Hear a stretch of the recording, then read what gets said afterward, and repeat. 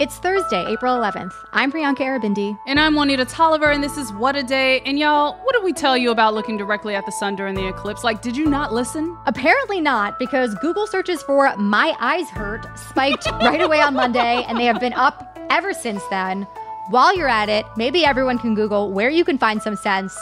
We told you this. Yeah, you gotta do better, people. Please.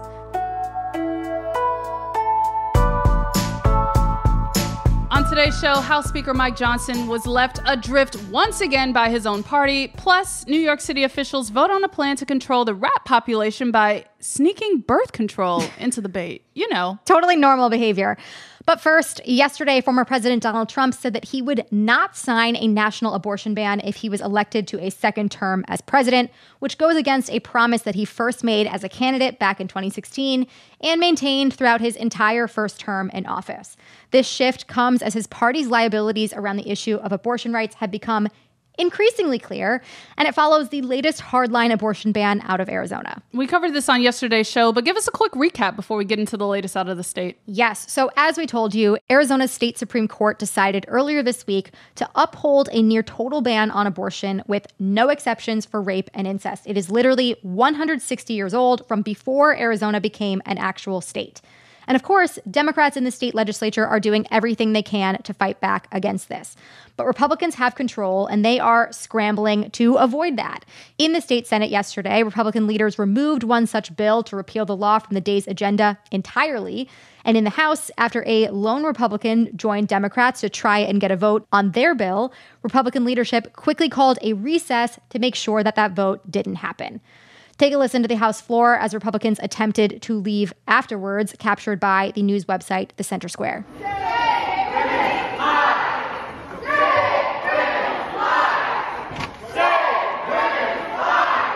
I wish they had a bell like in Game of Thrones. Seriously. Shame. Those are not chants from protesters. Those are chants from House Democrats. And they were followed by chants of shame that continued on for several minutes.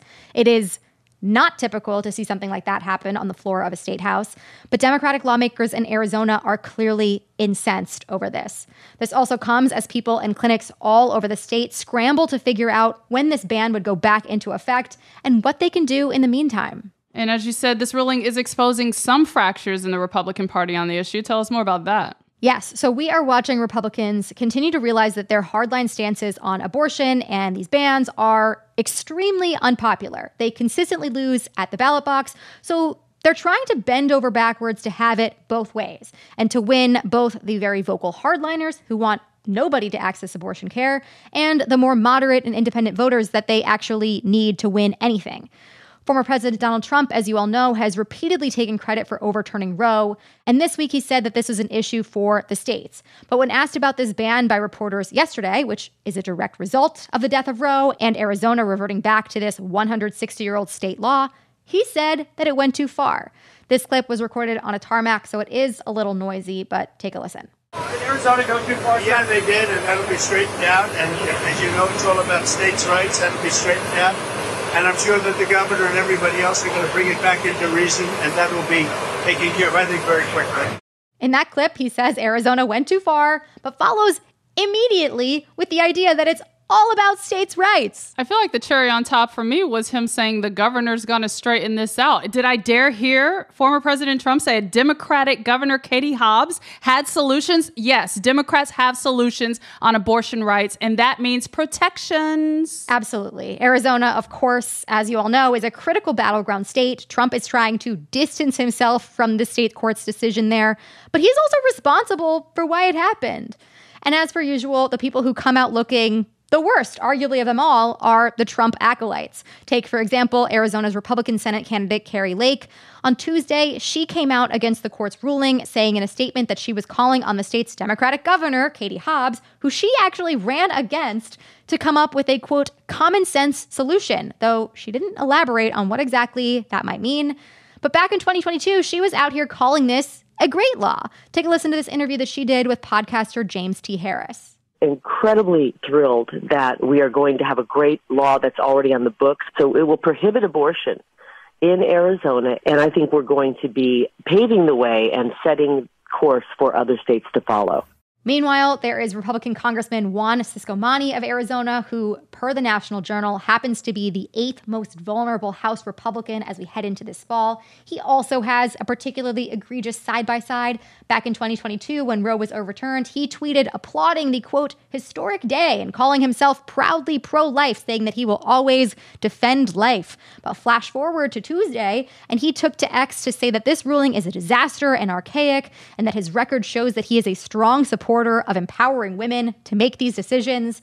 You can imagine the laundry list of people who have these about faces. And it would be one thing if these people actually changed their stance and believed the things that they were saying. But I think it's abundantly clear to all of us that they don't. They don't believe it. They should stand firm in those previous statements. And shout out to everybody circulating these clips, because voters need to understand who exactly they're dealing with. And Republicans need to understand there's no way that they can contort themselves out of the reality that they cleared the runway for these abortion bans. Absolutely. Pivoting to Washington, D.C., Republicans, another day, another round of chaos for them as 19 members of the conference voted against a GOP proposed rule and tanked the Foreign Intelligence Surveillance Act reauthorization bill yesterday. We can add this latest revolt, which is typically a routine party line procedural vote, to the growing list of embarrassing defeats Republicans have dealt their leader, Speaker Mike Johnson. And naturally, Donald Trump was involved in this moment. Similar to his angry social media post ahead of the failed bipartisan border deal, Trump posted online, quote, "Kill FISA. It was illegally used against me," hours before the vote. And this post is a bit of a 1-2 punch, as Trump flexed his continued control over the GOP and fanned the flames of his long-standing beef with the FBI for investigating his 2016 presidential campaign for possibly coordinating with Russian intelligence officials. Okay, so before we get into all of this, please break this down for us. What exactly is FISA? It's a national security law passed in 1978 that regulates how the U.S. spies on foreign agents via electronic monitoring and physical searches without warrants.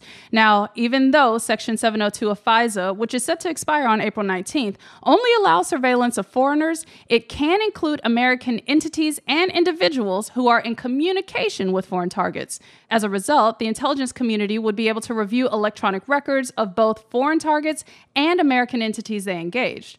The law is controversial because it allows surveillance without warrants and because there have been legal cases in the Foreign Surveillance Intelligence Court and the Ninth Circuit Court of Appeals that prove that the federal government has violated the Fourth Amendment and illegally collected bulk phone data that belonged to Americans. So there are reasonable concerns about FISA. Got it. Okay, so where were Democrats during this FISA reauthorization vote? Democrats sat back and watched the chaos. Take a listen to what Representative Pete Aguilar, chair of the Democratic Conference, had to say just before the vote. So whatever the vote count is, or whatever happens to that, it's because the speaker has chosen not to advance this issue in a single standalone process. If he chooses to go a different route, then we'll reassess. But right now, the rule vote is very clear. It has partisan resolutions attached to it. And so I would not anticipate any Democrats supporting it. According to reports, the measure Aguilar was referring to was a partisan resolution criticizing Biden. So that's why none of the Democrats jumped in to save Republicans from themselves yesterday. Aguilar also added that Democrats understand the need to reauthorize FISA for the sake of national security, but they would only do that on a clean bill. Good. I mean, as they should. So what comes next in this FISA saga? House Speaker Johnson told reporters that he and Republicans would, quote, regroup and reformulate another plan, and that his conference understood the need for the FISA reauthorization. To drive that point home, after the failed vote, National Security Advisor Jake Sullivan told reporters, quote, if we lost 702 of FISA, we would lose vital insight into precisely the threats Americans expect us in the government to identify and counter. We'll keep following this story as we approach the April 19th FISA expiration date, but that's the latest for now. We'll be back after some ads.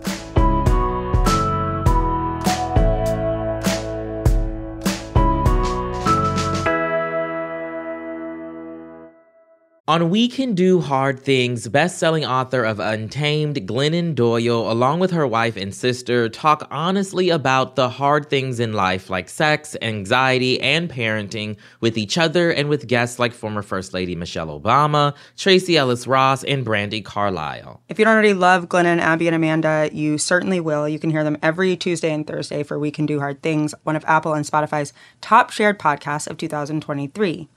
Follow and listen to We Can Do Hard Things, an Odyssey podcast available now on the free Odyssey app and everywhere you get your podcasts.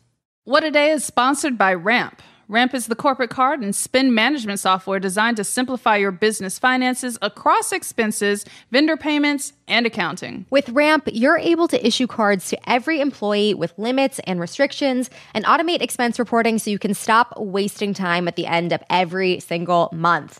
And now get $250 when you join Ramp. Just go to ramp.com/WAD. That is ramp.com/WAD. ramp.com/WAD. Cards issued by Sutton Bank and Celtic Bank, members FDIC. Terms and conditions apply. What a Day is brought to you by Vuori. Vuori's performance wear clothes are designed to look great no matter what you're doing, both in and out of the gym. And they might be the most comfortable pants I've ever worn in my life. Buttery soft, yes. So soft. Yes. I have on one of their cropped sweaters, and it's a staple now. I don't think I'll be taking it off until next week. But don't judge me. I won't judge you. And don't judge me for not working out, but wearing comfortable workout clothes. That is, I feel like, required. That's part of the beauty of Vuori. On the couch, in the gym, it still works. I look like I work out and like I dress cute when I work out. But in fact, I don't do either. And this is just me dressing normally and comfortably. That's the flex, though, because Vuori is an investment in your happiness. So for our listeners, they are offering 20% off your first purchase. Get yourself some of the most comfortable and versatile clothing on the planet at vuori.com/WAD. That's VUORI.com/WAD. Not only will you receive 20% off your first purchase, but enjoy free shipping on any U.S. orders over $75 and free returns. Go to vuori.com/WAD and discover the versatility of Vuori clothing. Let's wrap up with some headlines. Headlines. The everyday prices that we pay for groceries and gas ticked up in March, according to yesterday's new Consumer Price Index. The report showed that consumer prices are about 3.5% higher than they were last March. It may not sound like much, but it's still a quicker jump than experts predicted. Plus, we know that the state of the economy is a driving issue for voters and may impact how they show up for Biden. Yesterday's report also showed that housing prices continue to rise. It is pretty frustrating all across the board, not only for consumers like you and me, but also for the Fed. They were hoping to see inflation cool a bit more so that they could lower interest rates by early summer. The Biden administration announced yesterday that for the first time ever, the federal government will limit so-called forever chemicals in drinking water. The new standard for the Environmental Protection Agency requires public water systems to reduce 6 types of chemicals, collectively known as PFAS, to near zero levels. They earned the nickname Forever Chemicals because, well, they never really degrade, and they're almost impossible to destroy. They're also everywhere, in everything from drinking water and soil to food containers and some cleaning products. They're even in dental floss, which, if you floss regularly like me, I'm sure you do. They're in our gums now. And the EPA says exposure to PFAS can lead to all kinds of health problems like decreased fertility, developmental delays in kids, an increased risk of some cancers like prostate and kidney, and higher cholesterol levels. The EPA says the rule will, quote, reduce PFAS exposure to approximately 100 million people, prevent thousands of deaths, and reduce tens of thousands of serious illnesses. Public water systems will have 3 years to complete their initial monitoring for PFAS and will have another 2 years to address levels that exceed the new standard. Reducing this exposure for 100 million people is a huge deal. Obviously, we all wish this happened sooner and this wasn't an issue in our society, but I'm so glad that they are doing something about it now. The Tennessee's GOP-led Senate passed a bill on Tuesday that would let public school teachers and staff carry a gun on school grounds. The move comes about 1 year after the tragic Covenant School shooting in Nashville when a former student opened fire, killing 3 9-year-olds and 3 staff members. And instead of advancing gun control legislation in response, Republican lawmakers have sought to arm teachers. Under the measure, teachers in grades K through 12 would be allowed to conceal carry a handgun in the classroom, meaning that they would not have to disclose that they are armed to their students or to their parents. And Republicans argue that this will somehow make schools safer because it would help teachers confront shooters. No, it won't help make anything safer, I promise. Absolutely no. About 200 protesters were in the gallery on Tuesday as senators debated this bill, some of them parents of kids who survived the Covenant shooting, and they made clear that they were against the idea of armed teachers by interrupting proceedings with chants of, quote, kill the bill, not the kids. The crowd got so disruptive that state troopers eventually cleared the gallery. Beth Gebbard, a mother whose children were at Covenant the day of the shooting, told the Tennessean newspaper, quote, if they are supposed to be representative of our voice and they are dismissing these people, they are not for us, and it is appalling. The bill now heads to the State House for a floor vote. Some news out of Trump world. The longtime chief financial officer of the Trump Organization and right-hand man was sentenced to 5 months in jail. Alan Weisselberg was convicted for lying under oath in Trump's civil fraud trial. This is the second sentence that Weisselberg is carrying out after he pleaded guilty in 2022 to tax fraud charges with the Trump Organization. And this all happened just days before the beginning of Trump's hush money trial. We called up Nick Ackerman, a former prosecutor in the Watergate investigation. He said that the Weisselberg news could foreshadow losing time for Trump as his trial kicks off next week. The evidence came out that Weisselberg was given $1 million by Donald Trump, essentially as hush money, which, by the way, is the same amount that Nixon approved for the Watergate burglars back in the day. So taking all that history into account, I think that what Donald Trump has basically done here has reserved a space for himself at the presidential suite at Rikers Island if he's convicted. I mean, if that's how this ends, then we got our popcorn ready. Not opposed. Truly not opposed. Also, just continually amazed that Donald Trump is like the Oprah of hush money, apparently just handing it out left and right. You get a payout and you get a payout. Yes, everybody. And we're going to call it a campaign expense. Exactly. New York City officials have come up with a new battle strategy in their forever war against the city's rat population. That strategy is rat birth control. Yes, a new bill set to be introduced at the city council today calls on the health department to scatter these fatty, salty pellets that can sterilize both male and female rats. Those pellets will be scattered across 2 city neighborhoods as part of a pilot program. How do I sign my neighborhood up? New York has actually tried rat birth control before, but officials say that it's worth trying again because of advancements in both the way the city stores trash and in rodent birth control. Who knew they were innovating in this area? Look, there was a statistic in the New York Times write-up of this bill that said that a pair of rats has the potential to produce 15,000 descendants in a year. A single year. I don't know, after reading that, how you can come to any other conclusion other than the fact that we must just give up. Like, the rats completely run the city. We don't. It's a losing battle.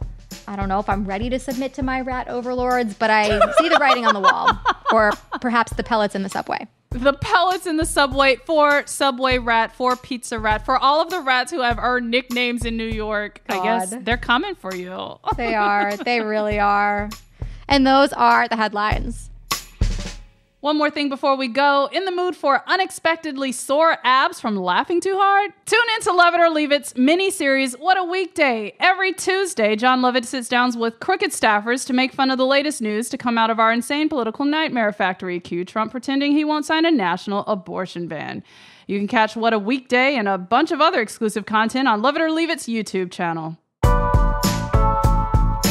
That is all for today. If you like the show, make sure you subscribe, leave a review, listen to us about your eyes, and tell your friends to listen. And if you're into reading and not just receipts that prove the hypocrisy of Republicans like me, What It Is, also a nightly newsletter. Check it out and subscribe at crooked.com/subscribe.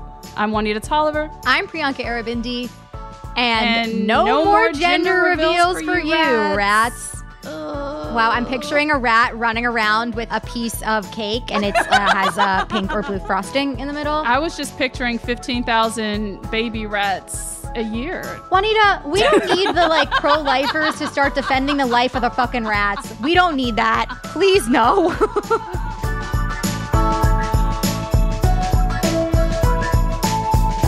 What a Day is a production of Crooked Media. It's recorded and mixed by Bill Lance. Our associate producers are Raven Yamamoto and Natalie Bettendorf.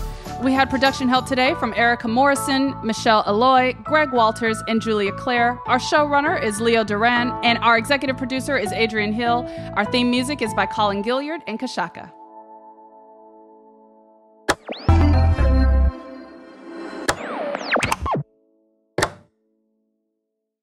You can start your day off right when you find a professional on Angie to get your plumbing right first.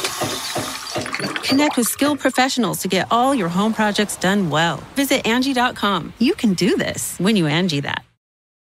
Shopify is the global commerce platform that helps you sell at every stage of your business. With the internet's best converting checkout, 36% better on average compared to other leading commerce platforms, Shopify helps you turn browsers into buyers. In fact, Shopify powers 10% of all e-commerce in the U.S. Sign up for a $1 per month trial period at shopify.com/podcast free. All lowercase, shopify.com/podcast free, shopify.com/podcast free.